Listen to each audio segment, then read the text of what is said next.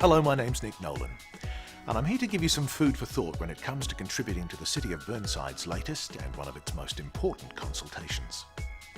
Many people love living in Burnside because of its green and leafy environment. We take pride in our parks and open space, and we take advantage of our unique position bordering onto the parklands on one side and the beautiful Adelaide hills on the other. Like other areas, we're also growing in population and adapting to change. One of the challenges we're currently dealing with is an increase in the number of homes we accommodate within the city, known as residential growth. The South Australian Government's 30-year plan addresses how growth will occur across all of metropolitan Adelaide, with an emphasis on minimising urban sprawl. This will mean the inner metropolitan area will need to accommodate an increase in the number of homes. As part of that plan, the City of Burnside has been set a target of accommodating an extra 1,685 dwellings in the next 30 years, around an additional 56 dwellings per year. We want to achieve this target in a way that reinforces and enhances the unique characteristics that make Burnside such a great place to live, work and play.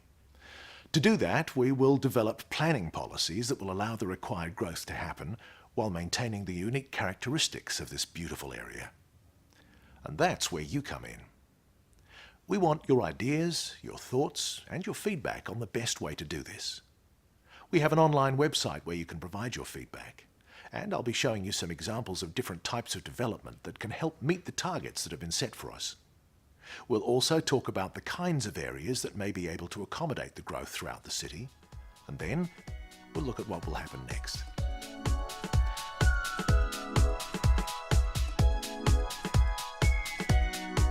This consultation is the first stage of the process through which we'll find out what you, our community, wants. There'll also be ward forums, a Facebook page, and a citizens' jury, where a random sample of representative citizens will hear experts talk on residential growth and then deliver recommendations to council.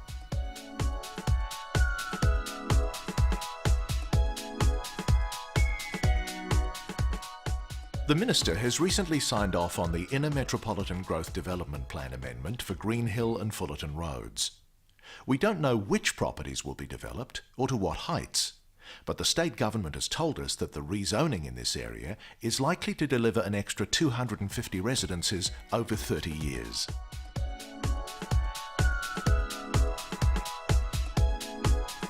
It's a fact of life that we can't ignore residential growth happening in Burnside.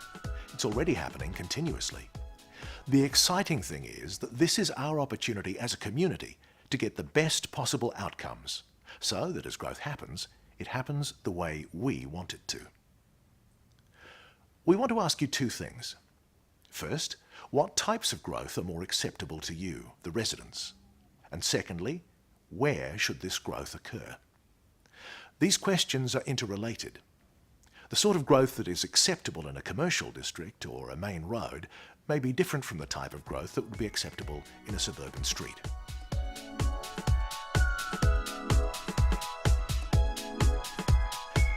One way we can get growth to work for us is to encourage more diversity in the types of housing available in the city.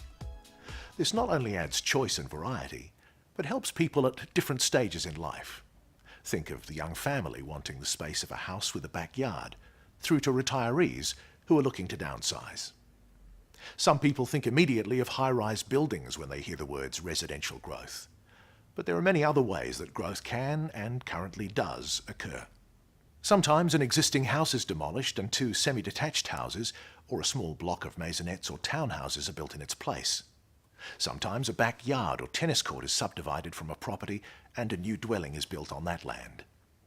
There may be some areas where a low level of mixed use, such as a 3-storey building with shops on the ground floor and residential dwellings on the 2nd and 3rd stories, is appropriate. This may be areas such as main roads or commercial areas. Here, you can see some examples of options that might be considered. But it's important to focus on the concept of the growth, rather than the actual design features of the buildings, which in any case will be in the hands of the person undertaking the development, and council planning rules.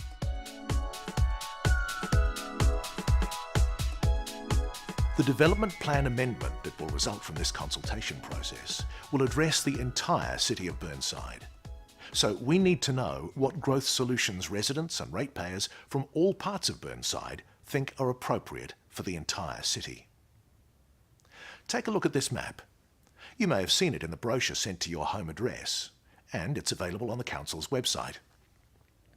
You can see the various areas in the city where we could possibly accommodate growth. There are two areas where growth is very unlikely to occur for legislative reasons: the Hills Face Zone, pale green on the map, and the Historic Conservation Zone, red on the map. Other than that, opportunities for growth may be considered across the balance of the City of Burnside. The purple areas show state government-owned land where some residential and mixed-use development could be expected. For the purposes of residential growth, the areas marked as blue may be the most interesting. These include areas around main roads and commercial districts with access to transport routes, access to recreation facilities, and other types of amenities. Of course, there also may be other areas in the city that you feel would accommodate growth, and that's what we want to hear about from you.